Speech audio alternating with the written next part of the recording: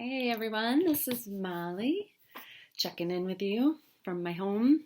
I wrote a piece for our families that may be helpful, and also thought that I'd like to just talk to you about it. So maybe you'll feel like we're just sitting together at the Children's Center and doing some brainstorming about your kids. Um, and it's also written, so if you'd rather read than listen to me, I won't be offended. So this is in response to some questions about how to help support kids through stressful times and what to do about big feelings. So stress and anxiety can show up in all kinds of ways for our young kids: irritability, defiance, clinginess. Um, there are normal amounts of stress that happen on a regular basis, and these are not unusual behaviors for kids in response to that. However, these are unusually stressful times, probably for all of us, or at least most of us, both with our own struggles through a pandemic and with witnessing the struggles in our state and across the globe. So our own emotions are hard to even understand and process. So being there for our kids may be even more challenging than normal. So young children don't have the vocabulary or the experience yet to really tell us that they're worried or confused and in need of comfort. And their behavior may be signaling that they're in need of more support and possibly even more of our attention than usual. So another common response to continuous stress is regression. So typical kinds of regression for kids that are our kids' age are setbacks in toileting, not wanting to feed or dress themselves, having more tantrums than normal, and maybe different sleep disturbances, dropping naps, or having nightmares. And we see this often during normal times with our kids at LCC, and it's typical as they develop. In fact, we often see regression right at the time before they make a big developmental leap.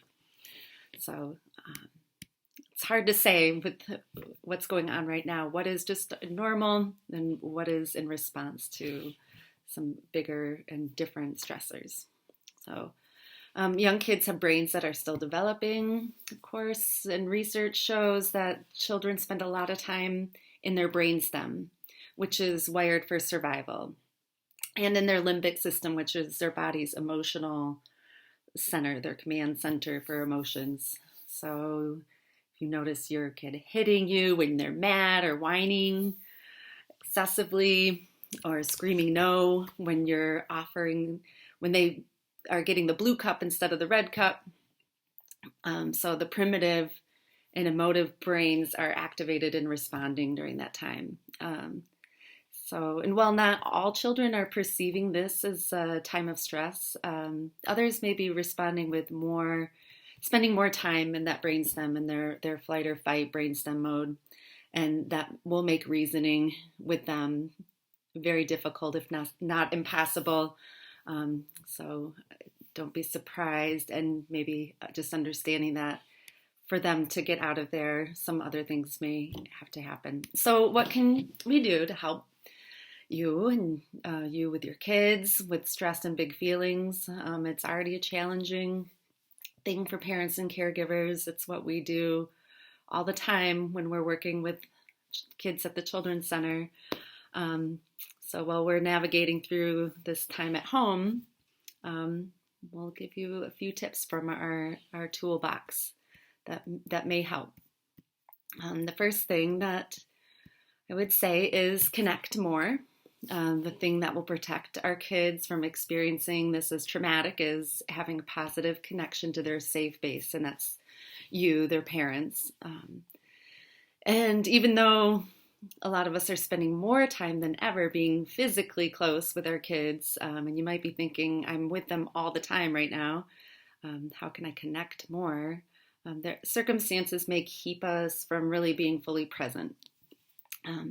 So if you're noticing regression types of behavior, it may help to increase some positive connection time by being physically close and creating a special time together. Could just be holding and snuggling, reading books they like, listening to their questions or worries if you have a really verbal kid, and following their lead in play. Play is really therapeutic for kids, especially if there are things that they're hearing, maybe seeing about that makes them feel nervous or they just don't understand. Play is a really healthy way to help them process. If you observe and listen closely, you may see or hear what things they're wondering about. Acknowledging feelings is the second thing. Our young children don't have the words to express how they're feeling, and some of the feelings that they and we are experiencing may be new and confusing. Sometimes even with the best of intentions, we attempt to fix our kids' unpleasant feelings. So we shuffle them from mad and sad or frustrated and have the goal of getting them to happy. So it's just important to recognize and validate all of the emotions that come up and try to help label them with your child and for yourself, maybe.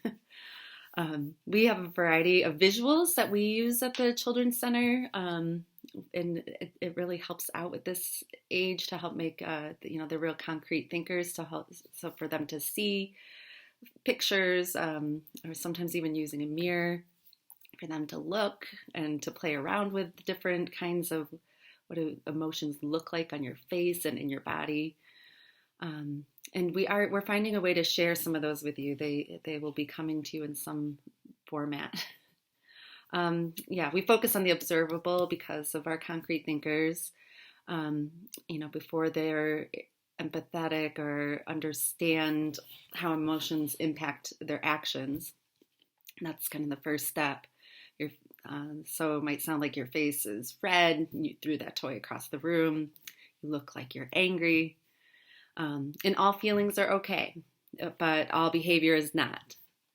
So you will hear us say things like that at the Children's Center often. It's okay to be mad. It's not okay to hurt someone. I'm right here to help you. It's also okay to be honest with kids about your own feelings and use it as an opportunity to model what people can do when they feel different ways. I'm feeling a little anxious. I'm going to take some time to go for a walk.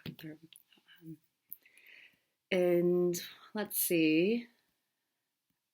So knowing what to do with a hard feeling is the next challenge. At the Children's Center, we don't use rewards or punishment to get kids to comply or behave in a way that we desire, but we spend a lot of time problem solving around what to do with feelings and big feelings especially.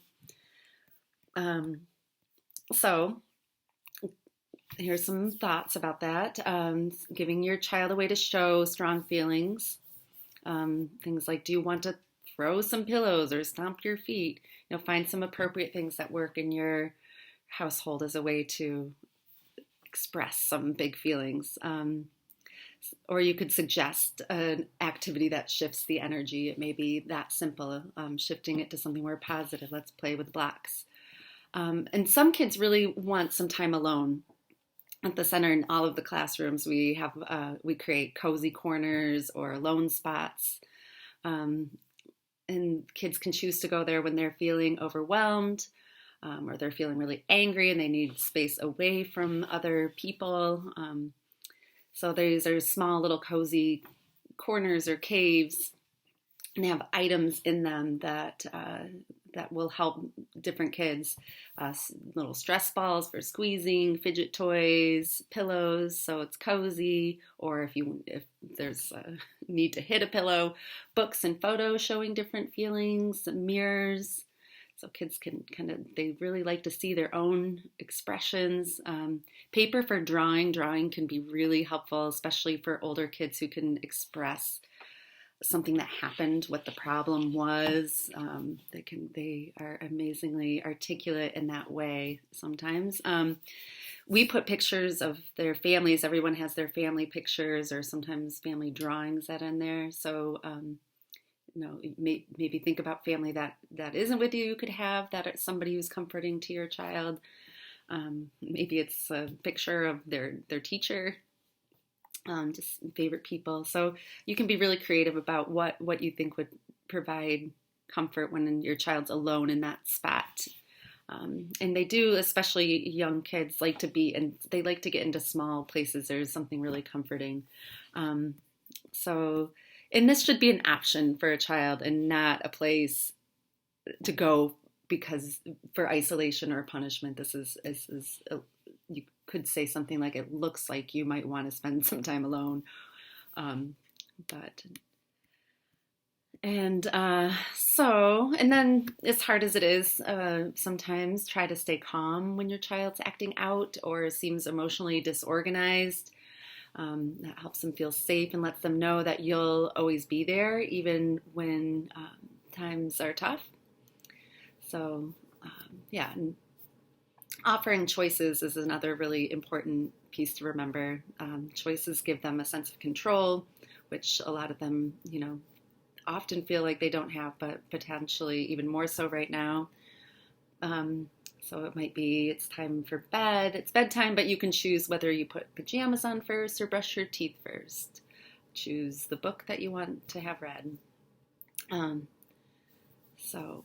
it can also help dealing with angry feelings and being able to move on. For example, if during a tantrum, you might say, I see you need to cry right now. Would you like me to hold you, or do you want to be alone?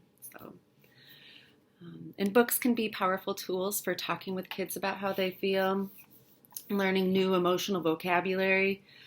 There's a lot of lists online that you can search. And in the written part of this, I've given a couple of those links, so you can check those out. We also, our staff is adding more and more to our website with the read aloud stories, and we're adding a few that are specific to talking about feelings. I think there's one going up tonight that Nora's reading, so you can check that out with your kid, and it's a good leaping off point for having more conversation if you have a kid who's pretty verbal. And creating simple and predictable structure. This looks different for each family. There's no specific time frame that I would suggest for things, but I would include your child in choosing what happens in the routine. They're more likely to follow along if they have some say in how some things go, within reason, of course. And some kids really thrive on knowing what to expect next. I know that I have a kid like that, and they like to be able to see the routine, so see what's happening for the day. And having them help lay that out can be helpful, maybe even the day before. At the center in the classrooms, we have visual pictures of what's going to happen at each part of the day. And we have kids who it's really important to them that they follow along with that. We have little, like in Fox Island, there's a little fox that you take off and you can move him along throughout the routine. I don't suggest that you have to be that structured about it, but that for some kids it'll be helpful, but make it flexible so that parts of the routine can move if needed, and be sure to build in choices and plenty of free play and outside time. So let's see, that's the other, and I would add in there, another important thing is just getting moving as far as a way of dealing with some big feelings when kids are stressed. It usually is really helpful to get them out of their heads and into their bodies, whether that's getting outside for exercise, doing some yoga, jumping on the trampoline. You can go to our website and look at the music and movement section and find some good songs to dance to. And nature is a great stabilizer, and you could have a big dance party. There's a lot of really great fun ways to get moving and to shift the mood and get out of the head and into the body. And that can be a really good medicine for shifting the energy. I know that is the number one thing for me with managing stress. And then child-led learning is another thing that I would just add in there, not necessarily as a way to manage stress, though Sometimes I think if there's a lot of learning activities that are being presented that may be really challenging for kids, that could also be a source of stress, and there may be behaviors that are pushing back against that. At the Children's Center, we use emergent curriculum, and I can kind of describe that. I think there's a really good opportunity to approach activities and learning at home through this method. So if you're including times of the day for learning activities, let the topic and questions be child-led. What is your child interested in? For example, if they're interested in what the birds are doing right now, spend your time learning about that together. You can bring in a variety of ways to gather information, express new knowledge, like make a list of what you want to know about birds. What do we want to know? You can draw about birds, go outside and listen for birds, read books about them, watch for birds and make a chart and count the different kinds of birds. Do birds dance? You can find out together. Call up someone you know would be great. If you have somebody in your family or a friend, find an expert in the community that knows a lot about birds and have some questions for them. Give them a call, FaceTime them. So the goal isn't necessarily to gather accurate facts, but to learn about how to learn, how to construct, and then to express new understanding. Maybe the outcome in the end is a book that you've created together about the birds in your backyard.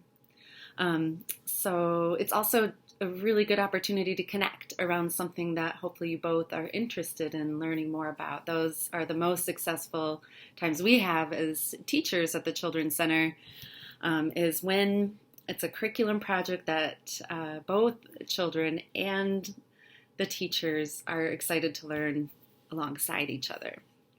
So we've had a saying at the Children's Center for our toddlers and preschoolers that the curriculum should be no further than you can throw the kitchen sink, which means it really is something that is tangible and relevant to the kids.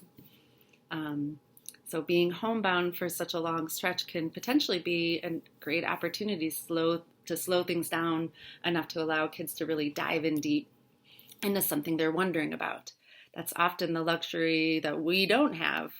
Things move so fast and we have other requirements. So to really be next to a child and slow down enough to be able to ask questions and to discover, hopefully you can carve out a space to be able to do that together.